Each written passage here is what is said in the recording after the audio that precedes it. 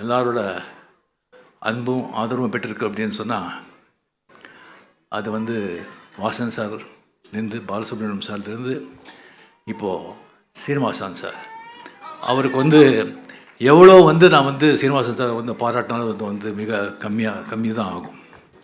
ஏன்னா அவர் வந்து நிறைய அடிக்கடி நாம் வந்து சந்திப்போம், நிறைய விஷயங்கள் வந்து பேசுவோம். சில வந்து என்னுடைய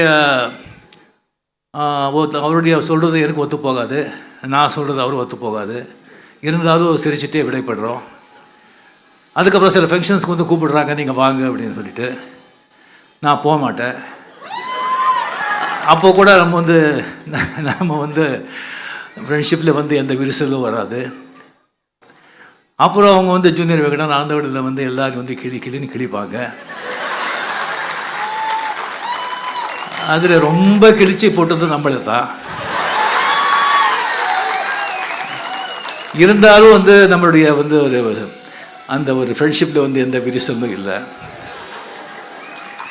அவர் வந்து ஃபாரினில் வந்து படிச்சுட்டு வந்தவர், நிறைய விஷயங்களில் எல்லாத்துலேயும் ஒரு அறிவு இருக்குது.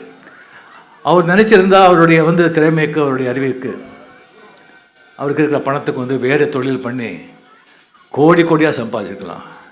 இல்லைன்னா அது வந்து அதுக்கு போகாமல் இதே துறையில் வந்து தாத்தா சம்பாதிச்சு வந்த சொத்து ஆனந்த விகடனை கொண்டு வந்து எத்தனை எழுத்தாளர்களை உருவாக்கியிருக்காங்க, எத்தனை வாசகர்களை வந்து அந்த வாசிக்கிற வந்து ஒரு ஹாபியை வந்து அவர் வந்து இது பண்ணியிருக்காங்க.